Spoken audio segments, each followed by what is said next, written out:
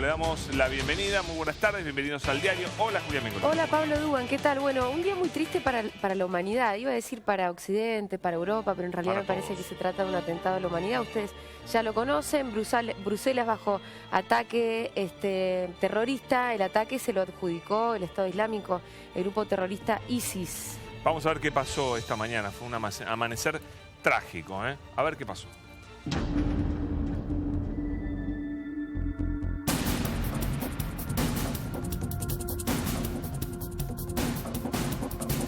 Tenemos en este momento un número, pero no es final, no es oficial tampoco, pero se habla al menos de 13 muertos al aeropuerto y 20 probablemente, entre 15 y 20 dentro del subte.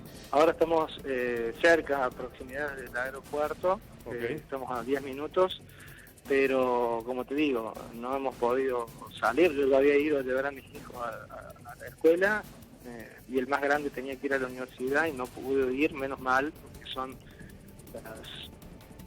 las líneas donde fueron los problemas, las líneas de trenes, de metro donde sucedieron los problemas, así que por suerte no hubo clase en la universidad.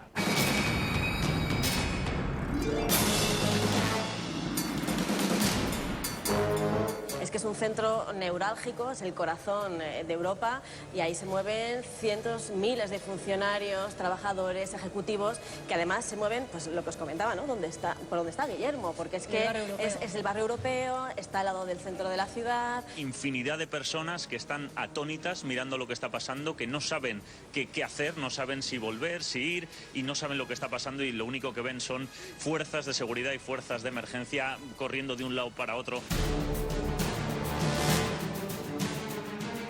El subte es en particular una cosa terrible porque sucedió a las 8 y pico, l'ora pico, y hay por parte chicos que son víctimas del terrorismo dentro del metro. En este momento hablamos de 26, 28 muertos, fallecidos y casi 70, 80 feridos graves, que tenemos que analizar y tenemos que encontrar porque es realmente un problema. Pero yo pienso que nos equivocamos en diciendo que es un problema francés o alemán o lo que quieras. Es realmente un problema general de radicalización de una parte de la población en nuestros países. Y es un problema en Bélgica, obviamente, pero bueno, tiene el mismo tipo de situación en otros lugares, muchos lugares en la Unión Europea. Y una vez más, lo que no podemos aceptar es que decir esa cosa de una comunidad X o Y. Es realmente una cosa de terroristas, hay terroristas de todos lados, de todos tipos.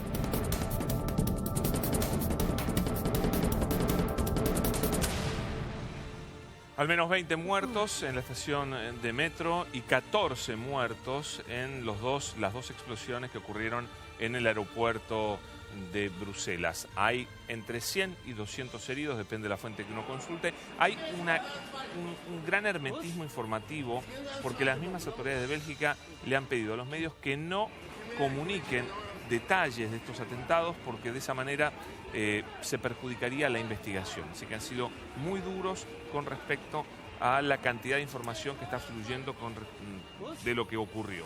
Muy a bien. tenerlo en cuenta eso. Y además esto nos hace acordar, por supuesto, y es inevitable, el antecedente de París el pasado noviembre, y yéndonos un poco más atrás también Madrid y Londres. Así que acá estamos para pensar y analizar un poco por qué pasa algo como esto que pasó hoy en Bruselas. Y también por qué pasó en esa ciudad que es tan especial. Seguro que Enrique Erkovich, que es analista de Medio Oriente, y Jorge Elías, que es analista internacional, los dos están con nosotros, nos van a ayudar a entender esto. Hola, bienvenidos a los dos. Muchas gracias. Enrique, ¿es Bruselas una ciudad especial por la cantidad de componentes de la comunidad árabe que hay y porque allí se ha descubierto que hay algunas células del Estado Islámico? No necesariamente. Hoy por hoy, Bruselas puede ser un símbolo en muchos sentidos, por ejemplo, por ser una de las sedes de la Unión Europea que viene de resolver de determinada manera o intentar resolver de determinada manera la cuestión de la inmigración en Europa. En ese sentido, Bruselas puede llegar a ser un símbolo de Occidente todo. No necesariamente es una localidad que se caracterice por una masiva concentración de población musulmana. De cualquier manera, tampoco tendríamos nosotros que centrarnos en la población musulmana en general para explicar fenómenos como este. No, yo me refería a que había sectores radicalizados de musulmanes, ¿no? Los sectores radicalizados, efectivamente sí, creo que hay no solamente en Bruselas, sino en Europa en general, y no solo en Europa. No depende necesariamente de la concentración, insisto, digo esto no porque lo hayas dicho, sino porque es importante para evitar generalizaciones. Claro. Entonces, no necesariamente tiene que ver con una característica de Bruselas esa radicalización. Yo creo que esto es un síntoma de tensiones internas europeas, de cuestiones no resueltas hacia el interior de la sociedad europea, que tienen vínculo con sucesos de Medio Oriente, pero que no necesariamente tampoco son un espejo de lo que sucede en Medio Oriente. Bueno, es interesante lo que decías de esto que tiene que ver con tensiones internas, ¿no? En el atentado de París supimos que los propios terroristas eran franceses, eran nacidos en Francia.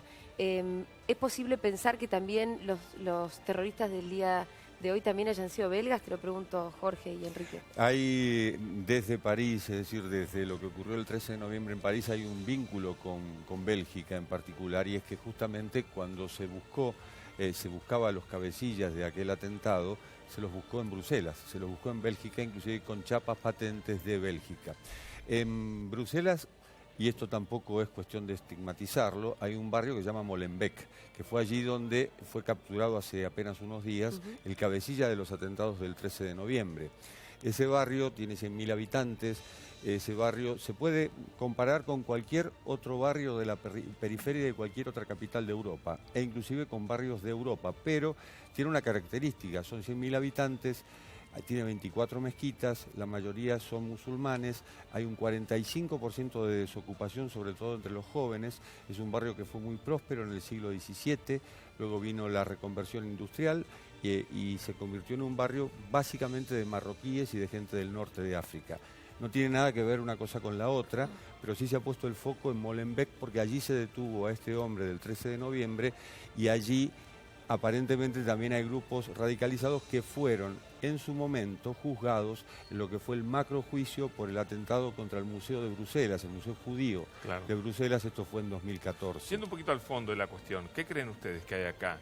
¿Esto es parte de la ofensiva del Estado Islámico? ¿Tiene que ver con otra cosa? ¿Qué creen que ha pasado acá? ¿Por qué atentaron? ¿Por qué estos atentados terroristas hoy? Yo creo que el Estado Islámico quiere decir muchas cosas y que no podemos entender cuando decimos Estado Islámico una única organización internacional que tiene sedes en Irak, en Siria, en Bruselas y en París. Creo que no necesariamente hay unidad orgánica entre estos lugares o entre todas las organizaciones que actúan en nombre del Estado Islámico con la bandera del Estado Islámico. Creo que una cosa es lo que sucede en el Medio Oriente, en Siria, en Irak, con la descomposición de los estados nacionales, es decir, los estados como nosotros los conocemos, Siria, Irak, que tiene que ver con el fin de la Guerra Fría, con el debilitamiento del Estado en esas regiones y el surgimiento de nuevas fuerzas que le disputan el poder a sus estados.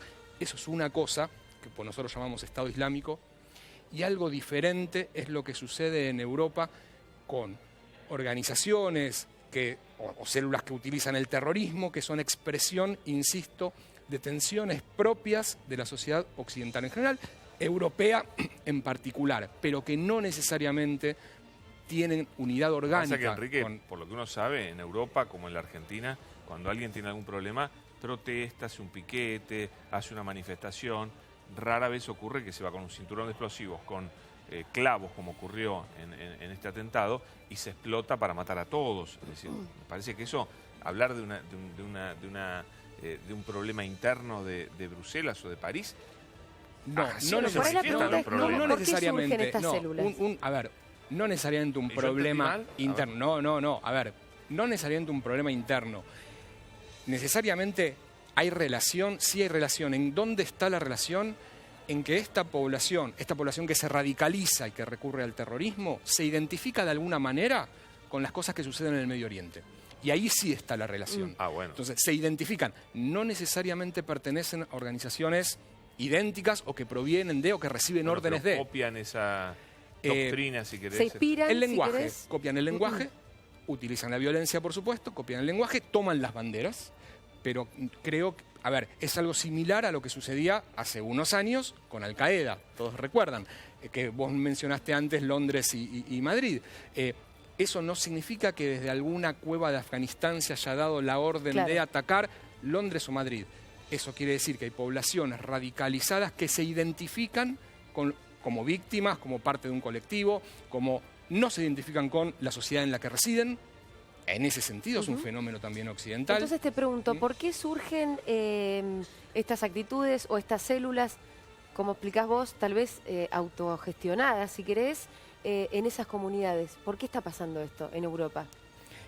A ver, no tengo una única respuesta y sería muy... ¿Pero es una sociedad desintegrada? ¿Es una Creo que sociedad sí, que creo que discrimina? tiene que ver con una fallida integración de determinados sectores. Mencionaba antes Jorge el tema de la relación entre esas periferias, esa identificación con la inmigración musulmana como estigma, el desempleo, la pobreza, la poca integración, la poca identidad con la nación en donde residen. Le pasamos la pelota a Jorge, a ver cómo ve esto. Yo creo que ayuda en el contexto también, es decir, estamos en un contexto de gran rechazo a la inmigración, sobre todo por la legión de refugiados y la falta de respuesta política frente a eso, el prejuicio hoy que esto crea. Porque al fin y al cabo, cuando uno dice un golpe terrorista, un atentado terrorista, mencionabas Atocha 2004, mencionabas Londres 2005. Si uno se pone a pensar, lo de Atocha fue realmente atroz, hablamos de 192 personas muertas, lo de Londres no fue tanto, pero el golpe dejó el sello, dejó la huella, digamos. Y esa huella, ese golpe, el mismo que se da hoy y el mismo que se dio, los mismos que se dieron en París el año pasado, los dos de París, en cierto modo lo que crea es aquello que justamente todo grupo terrorista busca, que es crear temor, infundir temor, dividir a la sociedad, estigmatizarla y de algún modo, fíjense que podría ser hasta el efecto contrario. Partidos xenófobos y de ultraderecha ganando elecciones regionales hoy en Europa, fronteras que se empiezan a cerrar cuando hay un tratado Schengen que permite el libre tránsito entre los 28 países de la Unión Europea, y la falta de respuesta coordinada. Si no han tenido respuesta coordinada justamente para los refugiados, ¿qué respuesta coordinada se puede tener frente a esto? Frente a, llamémosle ya a estos factores psicológicos, es decir, jóvenes que no se integran, jóvenes que se radicalizan, un aparato propagandístico que es realmente digno de estudio, que es el de Daesh o ISIS o Estado Islámico, como se lo quiera llamar, que superó inclusive al de Al Qaeda. Es decir, el ISIS es un desprendimiento de Al Qaeda de 2014 y a partir de ahí tiene otra premisa que es la legitimidad territorial. Esto Al Qaeda no lo tenía, por eso Al Qaeda se hablaba de células dormidas, se decía que en cualquier momento podía aparecer en cualquier otro país. Bueno, en el caso del califato, el califato por lo menos tiene un asiento y cumple en cierto modo aquello que Al Qaeda no cumplió, que era la promesa de instaurar o instalar el califato. Pendiente de una pregunta, si no fuera por la ideología mezclada con la religión, la ideología terrorista mezclada con la religión, ¿pasarían estas cosas? Me lo contestan en un minuto porque lo tenemos en ámbito financiero a Marcelo Falac, que también sabe mucho de temas internacionales. Hola Marcelo, bienvenido, ¿cómo estás? ¿Qué tal? ¿Cómo te va, Pablo? Bueno, queremos conocer tu visión también de los atentados terroristas ocurridos esta mañana.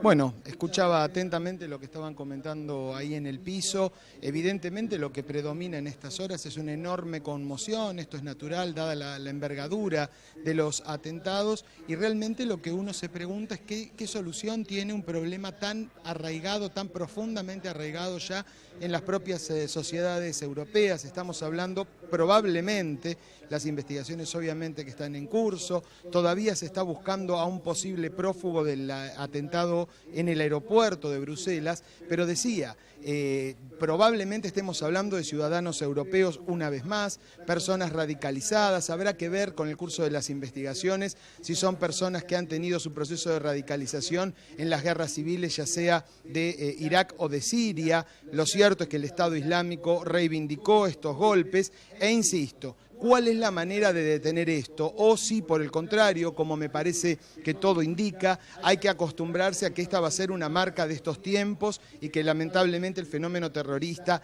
con estas características llegó para quedarse. Marcelo, una de las fotos que recorrió el mundo en el día de hoy, una de las tantas fotos, era un niño, creo que estaba en Grecia, sosteniendo un cartel donde pedía perdón por los atentados en Bruselas. ¿Cómo se explica eso? Bueno, es una excelente pregunta y yo creo que más allá de las durísimas fotos que se ven, imágenes que se han visto del lugar de los atentados, y de la propia imagen de los presuntos atacantes también, Julia, me parece que es claramente una de las postales del día. El hilo se corta por lo más delgado y quedan, por supuesto, en una situación tremendamente peligrosa. Primero, por un lado, las propias comunidades musulmanas que viven en los países europeos, compuestas en su abrumadora mayoría por personas que trabajan, que quieren a sus hijos, que intentan prosperar y salir adelante y que lamentablemente después verán seguramente o sufrirán seguramente reacciones de tipo xenófobo de parte de otros sectores de la comunidad. El otro elemento vulnerable, sin lugar a dudas, son los refugiados, porque existe esta fantasía de que con los refugiados pasan terroristas, cuando todas las evidencias hasta el momento y en los atentados anteriores, veremos qué es lo que indican las investigaciones en este caso. Decía Julia, todas las evidencias hablan de ciudadanos europeos, musulmanes pero europeos, hijos o nietos de inmigrantes que han sufrido procesos de radicalización y que actúan de esta manera. Me parece muy importante en ese sentido lo que va a ser el gesto del Papa Francisco en estas Pascuas, en lo que va a practicar el tradicional lavado de pies justamente a refugiados. El Papa me parece que está indicando algo en este sentido. Clarísimo, Marcelo. Hablando de soluciones, ¿qué ves? ¿Qué ves vos ahí como posibilidades? Me parece que con un criterio de realidad, Pablo, primero que nada, acostumbrarse, y la verdad es, me parece ya una evidencia.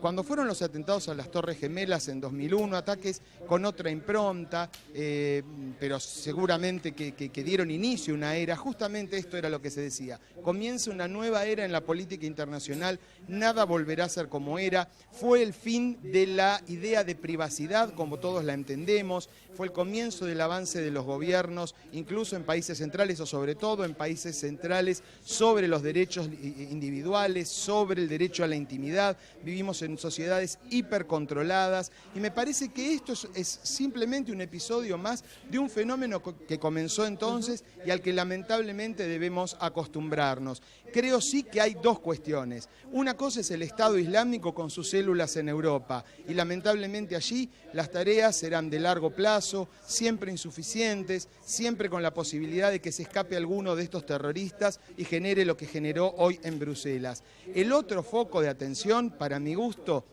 tiene que ver con la especificidad del Estado Islámico como un movimiento terrorista que, a diferencia de Al-Qaeda, tiene implantación territorial, controla territorio en sectores del norte de Siria y del norte de Irak, que esto le permite, por ejemplo, ingresar a una población y saquear los bancos, hacerse de dinero, le permite explotar yacimientos petroleros y contrabandear este petróleo y hacerse de dinero. Es un movimiento terrorista con una caja propia, la caja que le da el control territorial. Frente a esto se abren dos alternativas. ¿Se actúa militarmente contra ellos o no? Me parece a mí que las grandes potencias están optando por el peor de los caminos, que es un camino intermedio. En el caso de la guerra civil en Siria, lo que se hace es una intervención aérea, hasta el momento bastante inocua por lo que indican las evidencias, y sin ningún tipo de coordinación con otros actores relevantes de la guerra civil siria.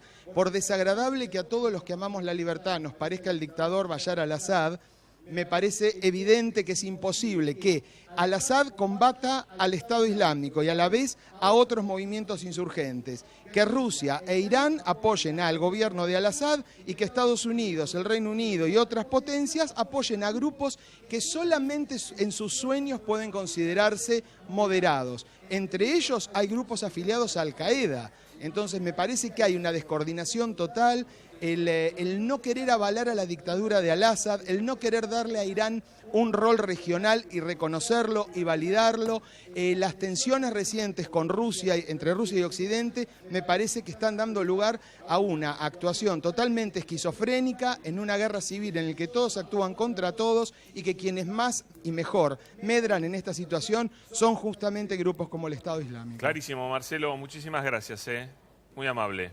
Gracias a ustedes. Gracias, Bueno, Marcelo, tenemos una telefónica. A ver si nos ayudan. ¿Después? Bueno, Bueno. ahora... Matías Suárez. Bueno, a ver, contanos un poquito, por favor, le pido a la producción que nos pase la información completa. Mientras seguimos con Jorge.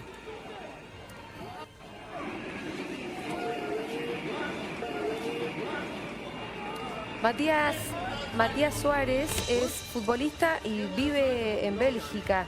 Es jugador del Anderlecht. Matías, ¿qué tal? ¿Nos estás escuchando? Hola, sí, buenas tardes. Todo bien. ¿Qué tal, Matías? ¿Cómo fue lo que viviste esta mañana? Y la verdad fue un día muy triste, ¿no? Muy complicado, muy feo, por todo lo que se está viviendo aquí. Y la verdad que está todo feíto aquí en Bruselas y ojalá que todo pase rápido.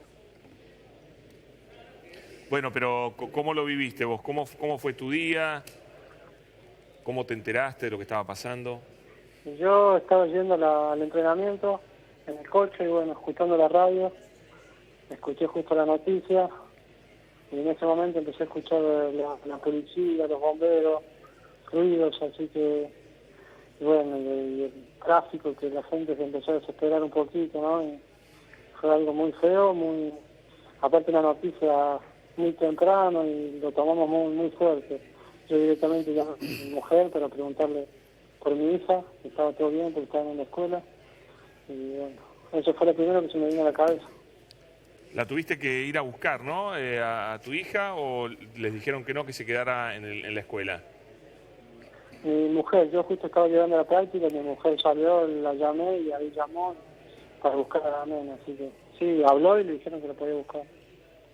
¿Cómo están las cosas ahora, Matías, ahí en Bruselas? ¿Está todo el mundo en su casa, me imagino? ¿Cuál es el clima? Sí, la verdad no se ve nadie en la calle, la gente está con mucho miedo, está muy asustada por todo lo que está pasando y a pesar de que aquí hay muchísimo tráfico todos los días, hoy después del mediodía ya no se veía nadie, mismo el transporte público estaba todo cerrado, en Bruselas, en el centro, las escuelas habían cerrado y la verdad se notaba que era un día muy triste. Sí, ¿y ahora cómo está la cosa? ¿Cómo está la situación? ¿Qué es lo que dicen por la tele?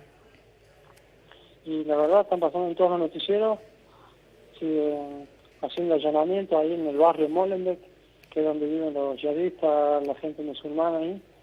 Han encontrado varios explosivos y bueno, en cada momento que prendo la tele una noticia diferente, así que prefiero no mirar más porque es lamentable. Matías, en general Bruselas es una ciudad súper recontra tranquila, ¿no es cierto o no? Sí, normalmente, y bueno, yo hace 7 años estoy un poquito más. He vivido estos 5 o 6 años espectacular, con una tranquilidad, una seguridad increíble, la gente muy buena, y bueno, creo que por eso mismo la gente lo ha tomado tan fuerte, porque de tener tanta seguridad a pasar estas cosas, la verdad que ha sido muy feo. Sí, la verdad que sí.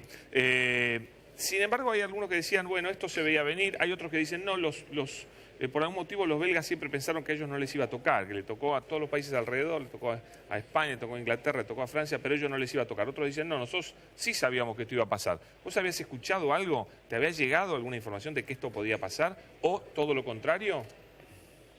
Sí, yo después de lo que pasó en París, yo siempre hablaba con compañeros, con amigos que tengo acá en el club, con gente conocida, y desde mi punto de vista yo sabía que en algún momento pasaba esto, la gente también estaba preparada, porque después de lo de París ibas a los centros comerciales o caminar por ahí y no se veía nada de eso, la gente estaba con mucho miedo, ya había tomado más precaución de no salir, y hasta el gobierno también, la policía estaba, que en algún momento pasaba, pero lamentablemente me hicieron mucho para impedir esto y bueno, pasó lo que pasó.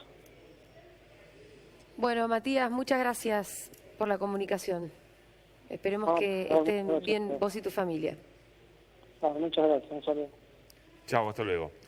Bueno, ¿es gente descontenta, como creen algunos? Acá en la Argentina creen que, bueno, es un problema, si fueron franceses o si fueron belgas, son problemas internos de ese país y nada que ver, o realmente son exponentes de una ideología que busca sembrar el terror y ellos a través de esto buscan imponer sus ideas. ¿Qué pensás, Jorge? Creo que es gente radicalizada, es decir, va más allá del descontento, del mal humor. Descontento y mal humor, el cabreo es global. Todo el mundo está enojado, Estados Unidos está enojado, por eso está eligiendo un candidato como Donald Trump, esta es una realidad, y no llega a tal extremo. Me parece que responde en cierto modo responden a un patrón, es decir, ese patrón, así como ocurrió en distintos escenarios donde hubo atentados, inclusive los atentados que ha habido en Turquía, que si bien no forma parte de la Unión Europea, los ha habido y muchos. A mí me tocó estar el 13 de noviembre, el día del atentado en París, en Estambul. Resulta que también se planteaba el tema, bueno, es gente malhumorada, es gente que está mal con el gobierno de Erdogan, el gobierno turco. Bueno, no, es gente que evidentemente hay una premisa entre los árabes, y esto yo no lo quiero tampoco llevar al mundo árabe solamente, que es que en realidad hay algo que se llama ma'alesh en árabe, que significa no me importa. ¿Por qué no me importa? ¿Por qué ma'alesh en la vida? Y porque hay una vida después, hay una vida mejor. Y en todos los mensajes que vos vas a leer, o el que lees del ISIS, de Estado Islámico o Daesh, lo que vas a leer es: nunca nos van a poder ganar, porque a nosotros no tememos morir, y ustedes sí. Claro. Entonces, cuando ves que un suicida va con clavos o va y se inmola y dice Alá es el más grande, y por eso entrega su vida, en realidad la está entregando por una causa que cree que es una causa legítima, cosa que del otro lado no encuentra. Y esta es una desventaja enorme que tenemos frente a grupos de este tipo, porque no podés combatir a alguien que viene a morir matando cuando vos querés preservar tu vida y la vida de tu comunidad. Tal cual, eso es el terrorismo, ¿no? Claro. ¿Enrique está de acuerdo con eso o no? Estoy de acuerdo a grandes rasgos, con alguna aclaración que sí me gustaría hacer. Creo que el mayor riesgo de esto es identificar el terrorismo con el Islam. Y hay que tener mucho cuidado de no identificar terrorismo con Islam. En primer lugar, porque la mayoría de los musulmanes no es terrorista. En segundo lugar, porque el terrorismo no requiere del Islam, ni requiere necesariamente de la religión. Es cierto que el terrorismo requiere de un discurso que lo legitime y que legitime ni más ni menos la causa antes que la vida. Que le dé algún sentido, algún Exactamente, objetivo. pero no necesariamente eso es la religión y no, pero en este caso lo utilizan una interpretación radicalizada de una religión. Exactamente, entonces la primera aclaración es: no hay que identificar Islam con terrorismo. La segunda es: el terrorismo no requiere ni del Islam ni de la religión. La tercera es: en este caso sí hablan en nombre del Islam. No es lo mismo decir el Islam es esto. Sí, y hay centros de propagación de esta interpretación. ¿Cuál es la población mundial islámica? Como para que la gente se... 1.500 millones más o menos. 1.500, sí. Que es una porción enorme además de... Bueno, pero el mejor ejemplo que tenemos nosotros es el de la comunidad musulmana argentina. Nosotros tenemos en Argentina una comunidad musulmana importante. Es una comunidad musulmana arraigada desde hace muchos años, que llega al país junto con las grandes olas migratorias. Pero es una comunidad musulmana integrada, pero no solamente integrada económica y socialmente, integrada culturalmente, con la que compartimos lenguaje, quiero decir símbolos, compartimos cosmovisión, no tienen ningún problema en respetar la Constitución y la ley islámica. Es decir, yo lo alejaría un poco de la cuestión de la religión, pero aclarando que sí hay algo para decir dentro del Islam. Ahora la seguimos sobre eso, que me parece que es un punto clave que toca Enrique. Maximiliano Alonso es un argentino que vive en Bruselas. Vamos a ver cómo vivió el día de hoy. Hola Maximiliano, ¿cómo estás? Desde Buenos Aires te saludamos, ¿estás por Skype? Buenas tardes, te escucho muy bajito. Ahí subimos el volumen. Ahí está. ¿Cómo lo viviste hoy? Contanos. Bueno, hoy el día empezó muy temprano como siempre. A partir de las 7:30 llegamos los dos peques que tenemos al colegio. y después salíamos a trabajar, salimos tipo 8 y cuando estábamos por salir recibo una notificación y en esa notificación puntualmente del Periscope en el teléfono sale que hay un atentado, me pongo a ver y podíamos ver lo que había sucedido en el acto, en el aeropuerto. A partir de ahí prendí el televisor y anunciaban que había sucedido esto, pero bueno, con las redes podíamos ver lo que estaba sucediendo desde adentro y empezó muy temprano todo, la verdad que fue duro. Por suerte pudimos hablar a la gente de la universidad, a mis colegas, para que no vayan y que no tomen metro, que es lo primero que se hace en este tipo de casos. Y bueno, y no nos movimos porque regularmente nosotros tomamos ese metro, yo, mi hijo, para ir al trabajo y para ir a la facultad, así que fue una desgracia total, pero con suerte para nosotros que no nos metimos en ese lugar. Matías, ¿a qué te dedicas vos? Maxi. Perdón, Maxi, ¿a qué te dedicas vos y hace cuánto estás viviendo en Bruselas? Bueno, yo soy director de un centro de la Universidad Libre de Bruselas que se llama Conex Europe. Nosotros venimos a estudiar con mi mujer hace 11 años, nos recibimos acá, hicimos el doctorado y demás. Yo ahora estoy coordinando eso, mi mujer también en otra universidad. Y y me dedico a la cooperación científica y al desarrollo, o sea, entre Europa y América Latina, así que estamos trabajando en 40 países, viajando todo el tiempo. Y bueno, más o menos esa es mi actividad. ¿Pensabas que esto podía ocurrir? ¿Pasó en todos los países que rodean a Bruselas? ¿Pensabas que podía pasar en Bélgica, en Bruselas? Sin duda, o sea, lo más extraño era que no pasara en Bruselas. Ustedes piensen que Bruselas es el centro económico, el centro político de Europa, y con las decisiones que está tomando la Unión Europea y el poder europeo es lógico que ataquen al corazón. Y bueno, y sucedió. Aparte, hace 3 días se atrapó a este terrorista que trabajó en esta célula en Francia, y esto puede ser una réplica, una respuesta a eso, pero creo que accede a esa réplica. Esto ya es una cuestión que iba a suceder en algún momento y sucedió ahora. Maxi, recién decías que se debía un poco a las decisiones que estaba tomando la Unión Europea. ¿A qué decisiones te referís? A decisiones de corte estratégico y político, pero también a no decisiones, a cuestiones que no está participando, no está activando. La Unión Europea muchas veces tiene una relación bastante pasiva con estas cosas y así nos está yendo. Claro. La persona que atraparon en Molenbeek hace 3 días atrás estuvo viviendo ahí como cualquier vecino. O sea, ¿Vos pensás que tendrían que redoblar las medidas de seguridad? ¿Cómo te parece que deberían reaccionar? ¿Qué es lo que no está? No, yo no creo que sea una cuestión de seguridad. La seguridad está visto que el enfoque de seguridad que tiene la Unión Europea o que tienen estos países es bastante malo, pobre,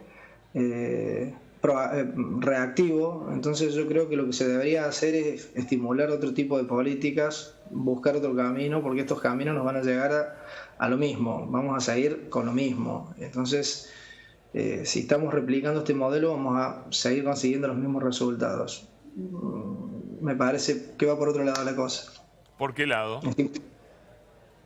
Bueno, como técnico del desarrollo te diría que habría que desarrollar y ayudar a desarrollar a los países en vez de destruirlos, ayudarlos a desarrollar, ¿no? Ayudarlos a que la gente que vive feliz en su país, nadie se quiere ir del país donde uno Siria, nació. por ejemplo. Por ejemplo, pero hay muchos más que Siria. O sea, hay países que ni siquiera se nombran del este europeo, o de Asia incluso, que se están generando conflictos y son conflictos que van a ir creciendo y necesitamos que esos países se desarrollen y sus ciudadanos estén felices y no infelices buscando la felicidad en otro lado, que no es su lugar tampoco, o que sí, en todo caso, pero digo, ir a sacarle cosas a esos países creo que nos puede generar un problema y de hecho lo está generando. Meterse en otros lados que no corresponden genera problemas. Está clara la posición. Creo que la Unión Europea se equivoca. Muchísimas gracias. Muy amable. Yo me quedé con algo que decía Enrique, ¿no? Está claro que la mayoría, la enorme, el 99% si querés de los musulmanes son totalmente pacíficos. Pero hay un punto. Esta ideología de extremismo islámico que propaga el terrorismo se utiliza, se difunde muchas veces desde mezquitas, ¿no es cierto? Entonces, ¿hasta dónde habría que controlar más o no controlar que desde algunos lugares disfrazados como centros religiosos, pacíficos, en realidad se está desarrollando una propagación de una ideología del terror, de asesinatos, de muertes y demás? ¿Cómo trabajarías eso? ¿Qué es lo que hay que hacer? No voy a desarrollar ninguna estrategia de seguridad porque no es lo mismo, no sé cómo deberíamos controlarlo. Lo que sé... No hay que controlarlo. No estoy diciendo, no sé cómo habría que controlarlo. Lo que estoy diciendo es, efectivamente, el terrorismo islámico existe y es un fenómeno del interior del Islam. El riesgo de decir esto es relacionar, identificar terrorismo e Islam. Son dos cosas distintas y de hecho usamos dos palabras diferentes. Nosotros usamos Islam e islamismo. Entonces, es cierto que... ahora, voy a ver si con este ejemplo puedo ser más claro en lo que quiero decir. O sea, vos podés estar viendo acá y tener una escuela de terrorismo a la vuelta de tu casa. Sí. Pensando que en realidad es una iglesia. En algún otro momento, el terrorismo podía venir de organizaciones de izquierda, en Occidente, en América Latina, etc. De ahí a decir, hay que controlar a la izquierda en general o eliminar a la izquierda porque es fuente de terrorismo, bueno, ya sabemos, fue una provocación, esto ya sé, claro que no. El riesgo de decir hay que controlar las mezquitas es hacer algo muy parecido.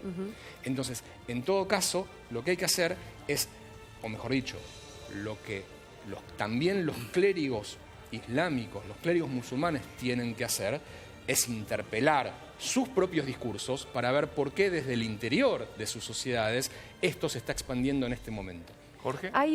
Sí, Jorge, te quería preguntar una cosa, porque Maxi, el último entrevistado que tuvimos, planteaba algo interesante, que era, en la medida que los países de Occidente sigan destruyendo otros países, esto va a seguir pasando.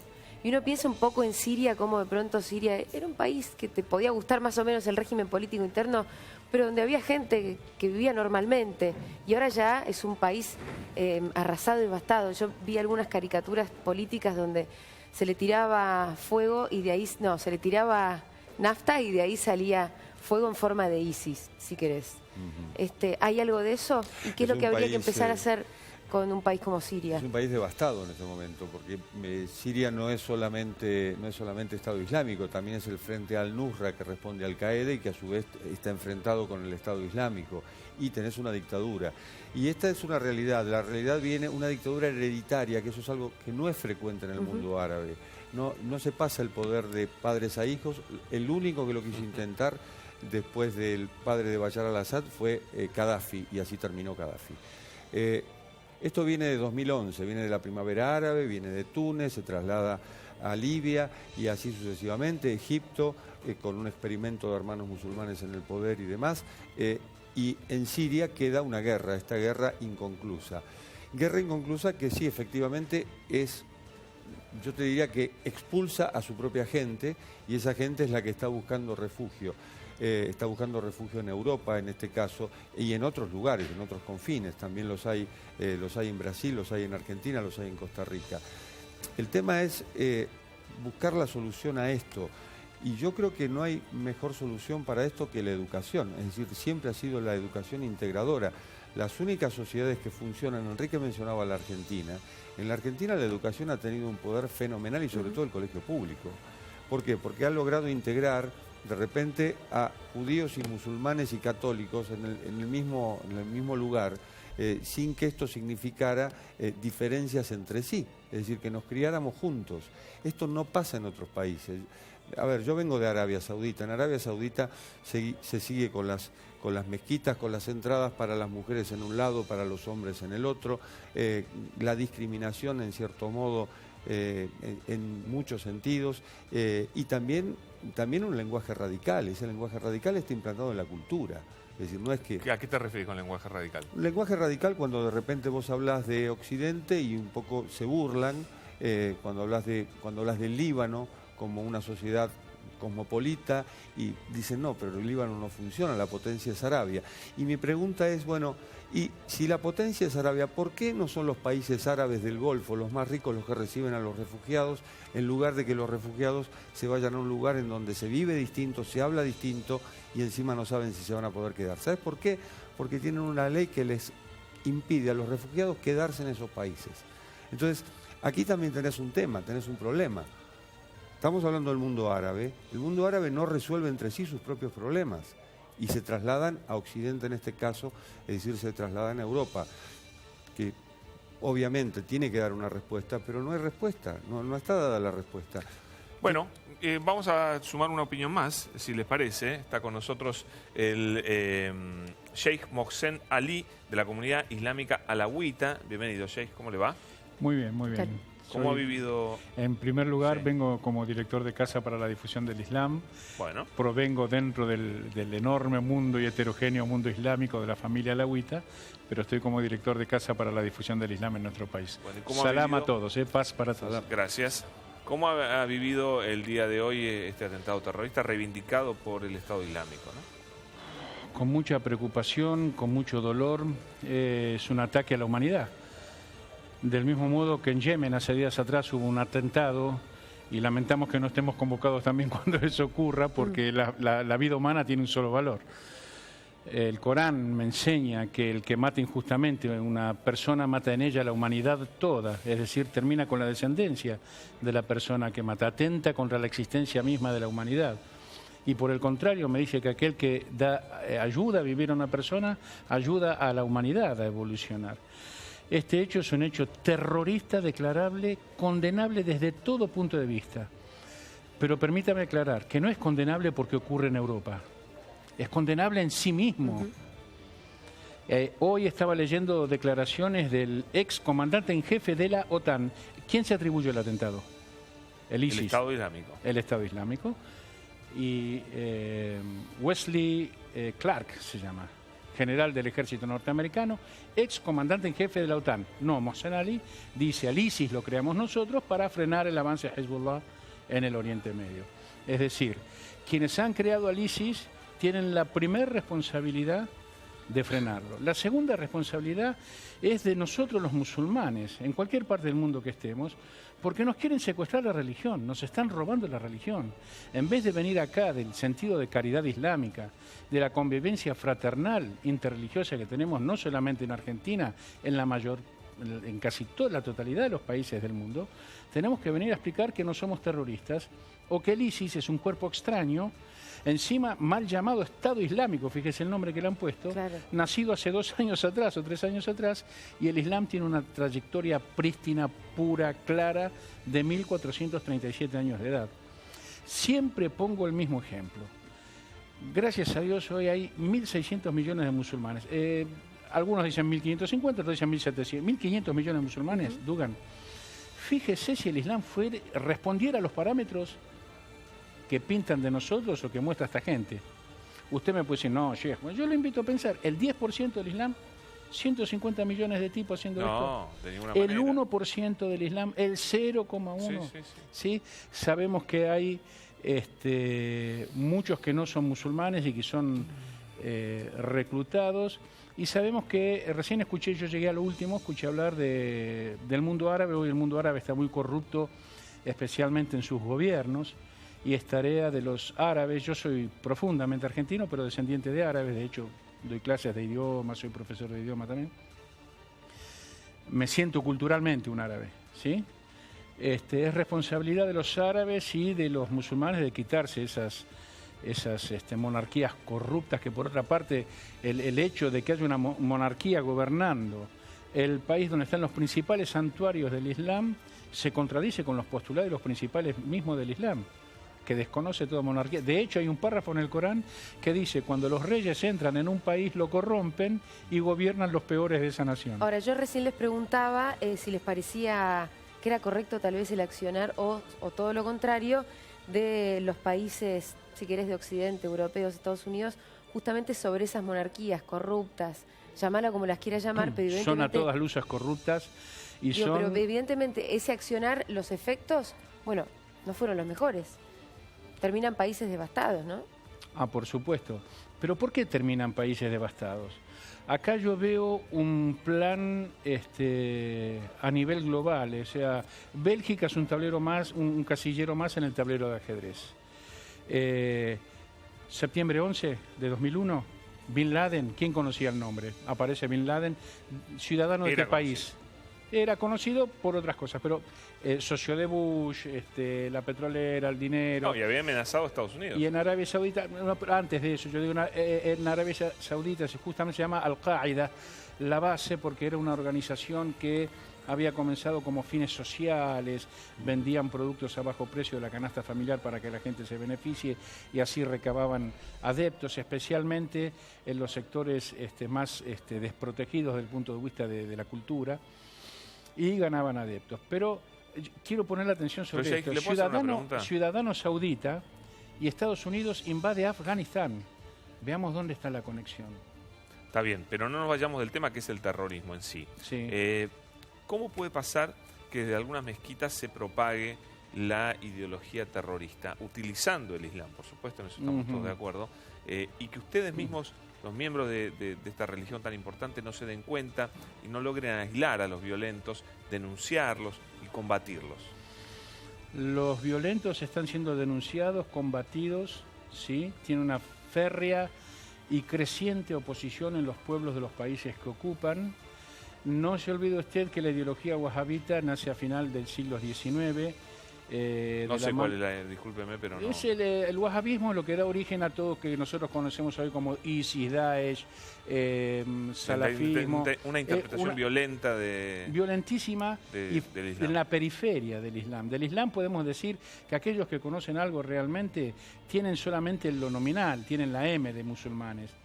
Sí, pero fueron puestas ahí, como el mismo modo que ya después de Persia fue puesto por la British, fueron puestos ahí y ayudados por las potencias de Occidente. Hoy en Bahrein, o acá no nos enteramos, Bahrein para nosotros, ¿de dónde queda? ¿Qué está hablando? Bahrein es vecino de Arabia Saudita, hay grandes revueltas populares y Arabia Saudita envía su ejército para reprimir y matar gente. Hace unos meses atrás han matado al Sheikh Nimr, ¿sí? Un gran opositor que denunciaba la corrupción de la monarquía. En Nigeria, un hombre que tenía millones de adeptos, que proponía la paz no solamente entre los musulmanes, sino entre los musulmanes y el resto del mundo, fue asesinado por las fuerzas... ¿Pero a dónde va con esto? ¿Qué quiero decir? ¿Que el terrorismo es una reacción a eso, quiere decir usted? No, justamente. Esos estados corruptos son los que financian y sostienen también al terrorismo. Y son los musulmanes, hoy somos, a todas luces, invito a cualquiera que lo investigue y lo diga, las principales víctimas de terrorismo, los musulmanes. Y estamos sufriendo la consecuencia de las denuncias que hacemos ante esos gobiernos, de las tiranías que están gobernando los países árabes en estos momentos, y los países que no responden a esos parámetros de terrorismo, curiosamente, por gran parte de la prensa occidental, son tildados de terroristas. Tenemos comprada al revés la cuestión acá. ¿Sí? ¿Es así? ¿Lo ven así ustedes? Yo acuerdo a grandes rasgos con Moxen con una salvedad. Creo que es un error estratégico, pero también es un error si queremos entender qué es lo que pasa, poner la mirada solamente en Occidente. Creo que eso no está bien, no termina de ser correcto ese análisis. Creo que explicar el fenómeno del terrorismo o de organizaciones o instituciones sumamente violentas, como por ejemplo el Estado Islámico en Irak, etcétera, mirando, o Al-Qaeda, de hecho, mirando solamente a Occidente, creo que es la mitad de la verdad. Coincido, no sé lo que habrás interpretado, pero yo coincido, por supuesto. Te digo, lo estamos haciendo nuestro gran esfuerzo desde adentro para terminar con esto. Creo que el problema, yo antes decía, el problema no es el Islam, el problema es histórico. ¿Qué quiere decir? ¿Por qué la comunidad musulmana en Argentina está integrada? Porque en Occidente hubo algo que no hubo en Oriente, que es la separación del Estado y la religión. Y yo creo que eso es lo que permite que sea tan sencillo, un poco retomando la pregunta que me hiciste antes, creo que eso es lo que permite que el discurso religioso pueda permear tan fácilmente las cuestiones políticas. Y creo que esa es también una deuda del propio Oriente, ¿sí? Y por eso es que yo digo, no alcanza con Pero, poner la Enrique, mirada solamente en Occidente. Enrique, pero por ejemplo, bueno, acá en Argentina hubo integración en la sociedad, lo estamos remarcando, esto es lo que hace, pero a la vez en Europa también la religión está separada del Estado y sin embargo ahí no hubo integración. Justamente en Europa empezamos hablando del problema de la integración, que es una integración fallida porque hay un corte que a veces se superpone de clase y de identidad étnica, de ubicación en la ciudad y de empleo o desempleo. Yo estoy de acuerdo. Hay miles de personas que están, millones que están totalmente Sí, pero falta también la segunda parte, lo que decíamos antes, la identificación de estos sectores políticamente como musulmanes, donde para ellos la identidad islámica es una identidad política. Mohsen decía, tienen de musulmanes solamente la M. Ok, pero se identifican como musulmanes, no se identifican como otra cosa. Y eso está facilitado porque el discurso islámico permea en las cuestiones políticas, sociales, identitarias, etc. Ahora vamos a eso con Mohsen, pero antes lo escuchamos a Jorge. Hay también una realidad. Nosotros tenemos 200 años. Cuando hablamos de Europa estamos hablando de una dominación, por ejemplo, de 8 siglos de los árabes en España. Es decir, estamos hablando de una cultura milenaria, no estamos hablando del experimento que se pudo hacer en América Latina, América en general, empezando por Canadá, Estados Unidos y demás. Por eso yo hacía hincapié en la cultura, hacía hincapié en la educación, porque realmente ha sido aquí un laboratorio muy positivo justamente para la integración. Por ahí, si uno ve las dos culturas, hay más culturas, pero uno ve las dos, es realmente difícil integrarlas, sobre todo cuando uno va a los países árabes, ve cómo se vive, ve de qué se habla, ve cómo se habla, y viene al país occidental y de repente hay un choque.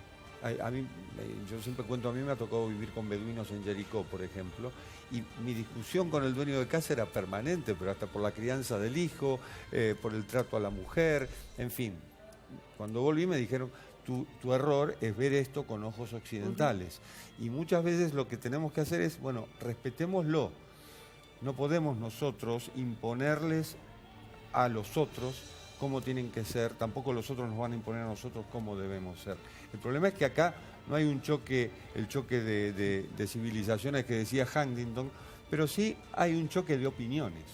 Y me parece que por ese lado va la cosa. El valor de la vida, evidentemente, de cualquier vida, es importante, pero nosotros mismos no lo vemos del mismo modo. Que comentaba usted sobre los atentados. Estando en el mundo árabe, uno se entera de infinidad de atentados que se cometen a diario y que aquí nadie se entera. O es una cosita chiquitita así. Ahora, sucede en Bruselas y nos enteramos, nos ponemos la camiseta de Bruselas. Porque son espejos del mundo y porque además hay una identificación. Vos te identificás más con el europeo o con el norteamericano o con el latinoamericano, lo que fuere, que con el árabe. Pero por una cuestión lógica. Lógico, claro. Nos encontramos más parecidos. Y fíjate la repercusión enorme que tuvo la foto del chiquito, Bailán se llamaba, que conocimos la foto del cadáver de ese chiquito en la playa. Y acá todos estábamos de acuerdo que esa foto había pegado mucho porque parecía un chiquito que podía ser estaba vestido como un niño occidental. Sí. Bueno, y ahí fue que pegó la foto, ¿no? Porque hubo la posibilidad de una identificación, pero niños como ese han habido cuántos de miles. Todos los días. Enrique, aprovechando la presencia del Sheikh, que es muy interesante, recién hiciste referencia al discurso del Islam que permea. ¿Y qué es lo que querés decir exactamente sobre ese discurso? ¿Le encontrás algo cuestionable a ese discurso? No. A ver. No, para que después lo conteste el Sheikh. Quiero ser enfático con esto porque es lo mismo que dije antes. El error acá sería identificar Islam y terrorismo. Nosotros sí, cuando hablamos, haciendo esta salvedad, digo, quienes actúan en estos actos terroristas lo hacen en nombre del Islam, no en nombre de otra cosa. No sé si son agentes occidentales, tiendo a pensar que no. Tiendo a pensar que lo hacen identificados en un colectivo que para ellos es el Islam. Ahora bien, el problema, otra vez, no es la religión, el problema es histórico. En el Medio Oriente no hubo esa separación que hubo en Occidente, más o menos completa, entre religión y política, y por lo tanto es más común, es más fácil que la religión, en este caso el Islam, permee los discursos políticos. ¿Sí? Pero vuelvo al ejemplo. ¿Terroristas también? por supuesto. También porque el terrorismo es una manifestación que representa intereses políticos, no es irracional el terrorismo. A ver cómo le cae todo eso al Sheikh. Coincido en algunas cosas, yo creo que es un producto de ambas. Hay tantas cosas, reitero, como usted póngase en mi lugar en un país árabe islámico, después de que se conoce que un padre violó, como ocurrió hace poquito en el Chaco, a su hija y el nieto a la nietita, el abuelo a la nietita. Entonces, mire si yo titulo Barbarie cristiana en Argentina. Un cristiano violó a su hija. No, pero la comparación no es buena, discúlpeme. Yo discrepo con esa comparación. Porque acá lo que se dice es que se está haciendo en nombre. El abuelo no violaba a la nieta en nombre del cristianismo. En este caso, los atentados terroristas reivindican valores e ideas y demás del ideario islamista. O sea, me parece el ideario islamista es el ideario que enseñaba y practicaba el profeta Mahoma, que es el mismo que el de Jesús, que el de Abraham, el de Moisés, el de Noé, es el mismo. Para nosotros no eran profetas de otras religiones. Hay un solo religión y es el Islam. La sumisión, la entrega a Dios. La realidad que contaba él... No contemplan las otras religiones, ya arrancamos mal. No me malentienda, Dugan. El modo de vida que practicó Jesús, la enseñanza de Jesús, era islámica, en el sentido que Islam significa sometimiento voluntario a el mandato de Dios, vivir de acuerdo a las leyes de Dios. Dios que nos creó legisla desde nuestra conducta en nuestro hogar hasta la forma de comerciar, relacionarnos con los demás y la forma de gobernar. La política es una de las partes de la cultura del ser humano. No puede estar ajena a la religión. ¿Por qué lo matan a Moisés? ¿Por qué lo persiguen hasta el mar? Porque fue y se opuso al tirano, al faraón. Si usted dice eso, no está contemplando de la gente que no tenga religión y que pueda convivir con la gente que sí tiene religión. ¿Sí? ¿Por qué? Convivimos pacíficamente. Entonces hay que aplicar las reglas de Dios a gente que no cree en Dios. No, porque hay un error en su interpretación. El Islam no obliga a nadie, es pecado obligar a alguien a creer. Usted tiene toda la libertad de vivir y pensar como no creyente en el Islam o no creyente en Dios siquiera. Y la realidad que mostraba él, yo también la conozco, hemos estado en el reino en 3 o 4 oportunidades, en el reino de la Arabia Saudita, yo prefiero llamarlo Hijaz, pero soy descendiente de árabes sirios. Y vengo de Deir Mama, la Madonna, la Virgen, y Deir monasterio. Hace 1400 años que viven en... Pero no hay que decirlo, que conviven, son sirios. Unos practican el cristianismo y otros el Islam, y está la mezquita al lado de la iglesia, y nadie distingue al otro por la ropa, y lo mismo ocurre en Líbano, como dijo él, y lo mismo ocurre en Jordania. No tenemos que perder en cuenta que los árabes son solo el 17% del Islam. A ver, si yo entiendo bien, tratando de interpretar y llevarlo a un plano más general, habría que hacer un esfuerzo por separar política de religión, pero también asumiendo que no es tan fácil hacer esa distinción y que siempre va a haber en alguna medida una identificación en un mundo que es religioso. Nosotros pensamos que no. Nosotros pensamos, en serio, y quiero ser honesto con ustedes, la política tiene un modo islámico de hacer la política, que es buscar el bien común. Para nosotros la política es una de las formas más altruistas y nobles de servir al ser humano. La política está corrupta, está corrompida en todo el mundo hoy. Lo acabamos de ver en nuestro país, lo acabamos de ver en tantos otros lugares. Sí tenemos que ver que esto que estamos asistiendo y viendo hoy, si fuese una cuestión meramente de los orientales... Pero en los estados teocráticos también hay corrupción, o sea... ¿Cómo no? Entonces, ¿cuál es la diferencia? ¿Cómo no? Pero hay estados y estados. Hay... No. La corrupción es algo inherente, es endémico con la especie Por eso, humana. pero no está contestando lo que dijo Enrique, a mi criterio. Lo que dijo Enrique es que el Islam permite, o de alguna manera se acerca, metiéndose en política, a que entre un discurso extremista. ¿Dijiste eso? No sé si pero no por una característica del Islam. No. Por una característica de los procesos históricos del Medio Oriente. Yo creo que hoy, Moxen, es una frase hecha decir que en el Islam no hay separación entre política y religión. Yo creo que hoy eso está superado. Eso yo entiendo. No, la República Islámica del Irán es la prueba viviente que eso no es así. Me niego a discutir de religión porque el problema que estamos discutiendo no es religioso. Yo insisto que es político. Yo creo que hoy decir que el Islam y que la religión y la política no se pueden separar en el Islam es una frase hecha.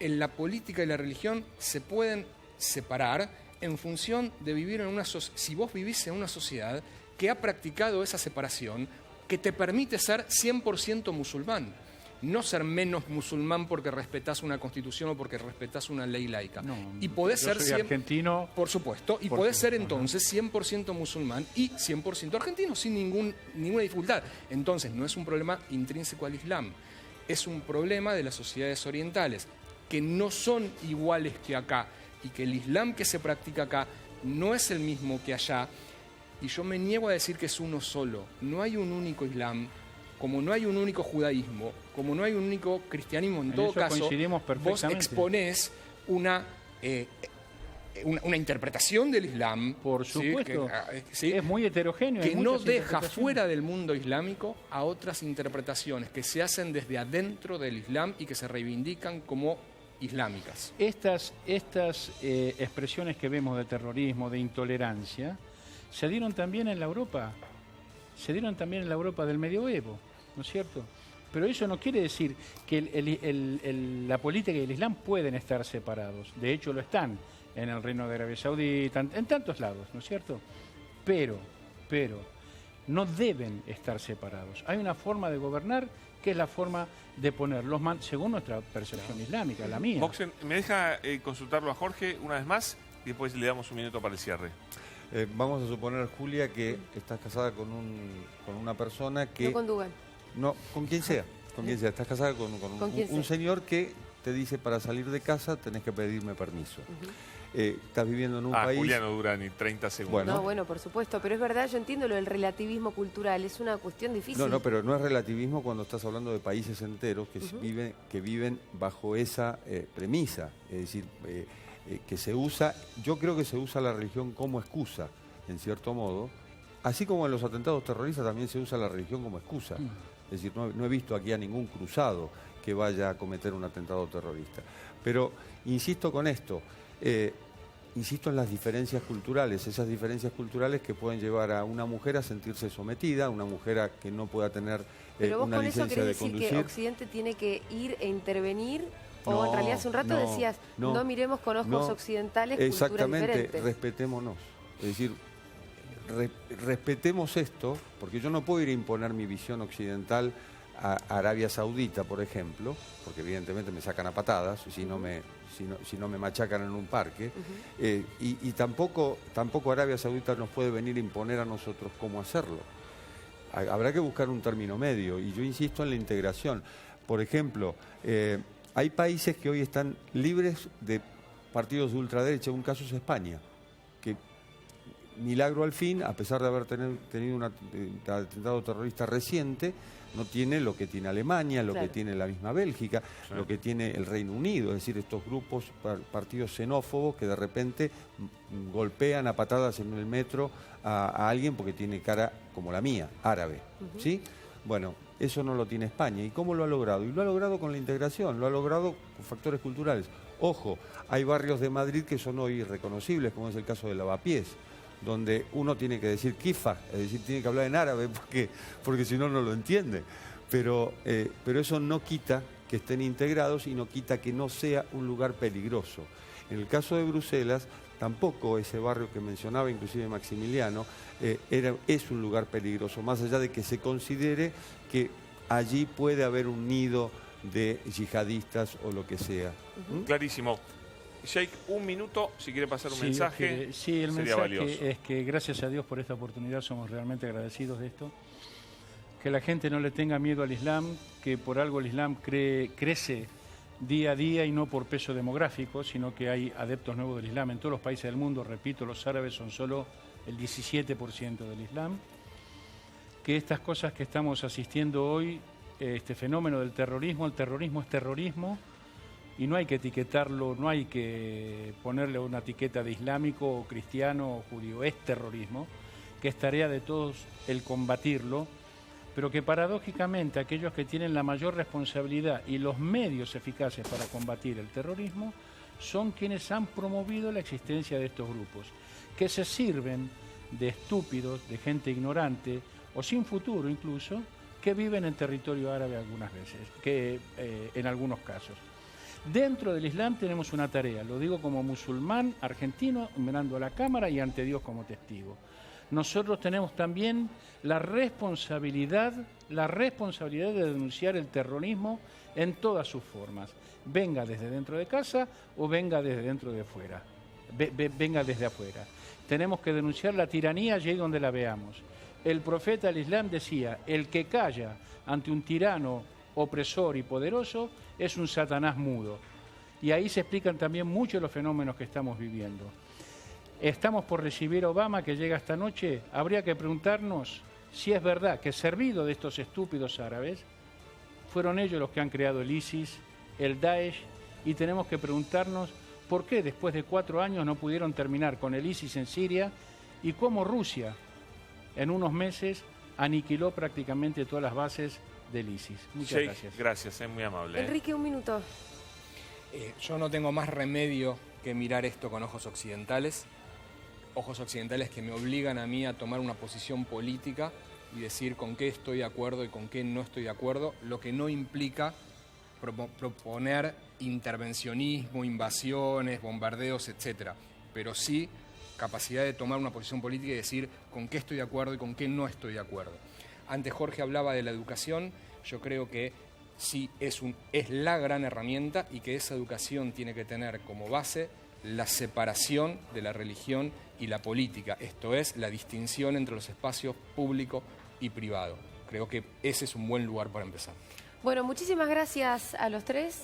Fue muy interesante. Muy interesante. Muy interesante. Vamos a hablar del tiempo ahora, señores, nos vamos con...